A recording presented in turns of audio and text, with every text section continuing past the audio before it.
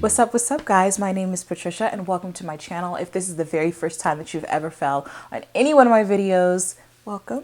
I'd love to see you back, so don't forget to subscribe and hit the notification bell so that you never miss another video. What's up guys? Today we're going to talk about friends. I got a question on a video a little while ago, but I decided instead of answering in a typical text response that I'd do this in video format. And so I'm just going to pull it up here.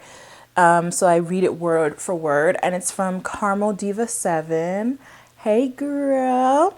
She's been subscribed for a while, so what's up fam?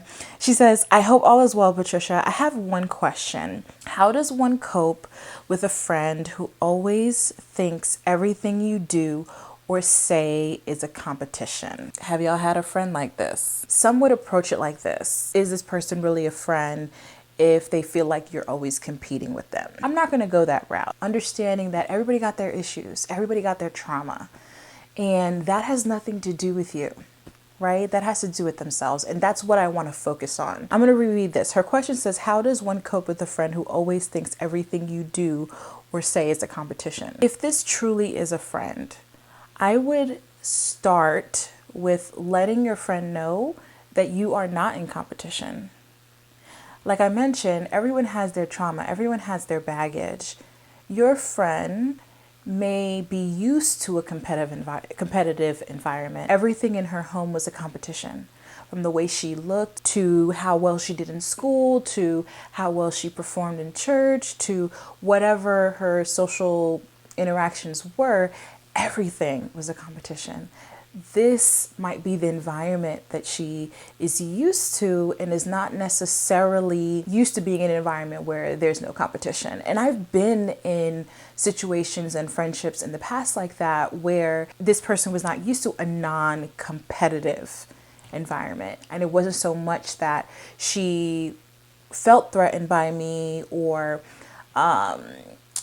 wanted to, make me feel some type of way or whatever, or belittle me, but she just wasn't used to a non-competitive environment. And I had to let her know, like, hey, I love you. You are my friend. You are a sister. You are part of me. And I don't see you as a competition. I don't see you as someone that I'm threatened by. I don't see you. I see you as an ally, a friend, a supporter, a cheerleader, a confidant.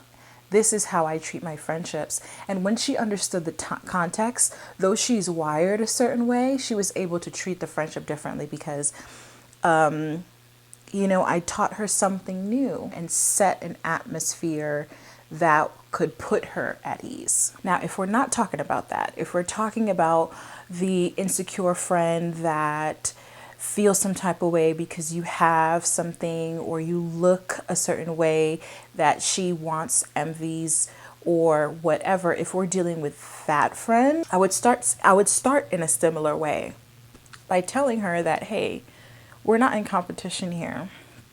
I love you. You are my friend. You are my sister.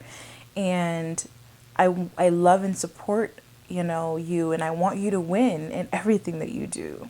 I would be vulnerable with this friend and letting her know that it hurts my feelings when you compare us unnecessarily.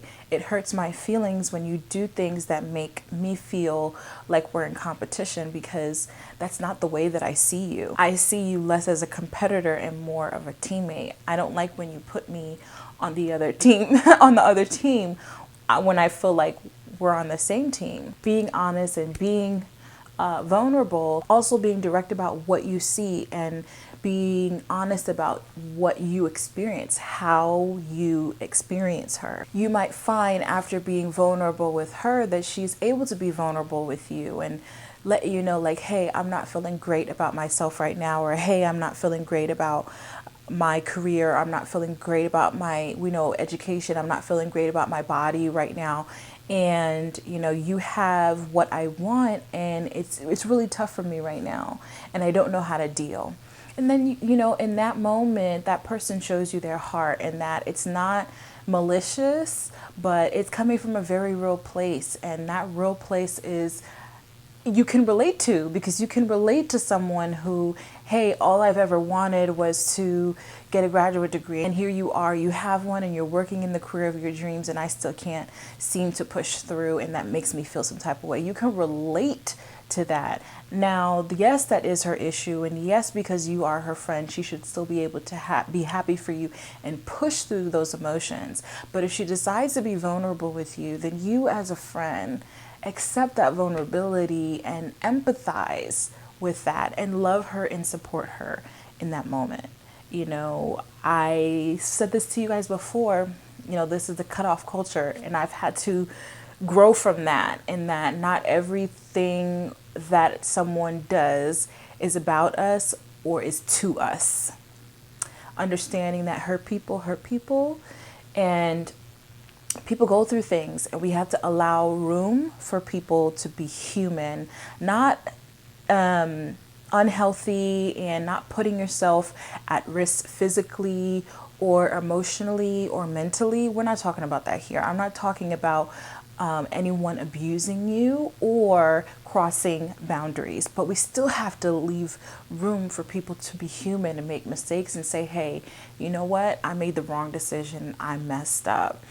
And empathize with people, because you've been there at some point in your life. But if you're watching this video and you're like, Patricia, I'm not talking about somebody that's healthy. I'm not talking about somebody that's going through a moment in their life. I'm talking about somebody who has this energy all day, every day, that we're in a competition. I can't ever get a compliment. I can't ever get a yes, sis, yes. I always get eye rolls. I always get, like she's stunting, she's doing. Then that's when I'd get to the point where I'm like, okay, so why is she your friend? Okay, then why is she in your life? Okay, then why are you associated with her, right? Why are you attracting that energy? Why are you allowing that energy into your life? That's when I would get to that point where I'm like, and I can't tell you where that line is. You'd have to be able to make that decision for yourself. But if that's the type of person that's in your life, then I would question why that person is in your life at all. Right? Because friendship, I take my friendships very seriously. It's hard to get it's hard to find a good friend. And once you do, hang on to that person, work with them, grow with them, learn with them. They are human. Allow them that space to be human with you. But if this is a person who has just a competitive energy, that is terribly insecure and sees you as a constant threat, that constantly wants to comparing themselves to you, and you feel like you're in constant competition, you have to prove yourself to that person to feel good about yourself. That's a problem. That's a problem. If you're dealing with a person, because I'm not dealing with a person, but if you're dealing with a person who feels that they have to be in constant competition with you, and that's who they are, nah. I would take a look at the friendship. I would take a second look at the friendship. But if you're unsure, then I would take the other route. Sit down with them and have a conversation and open up to them and allow them to be vulnerable with you too.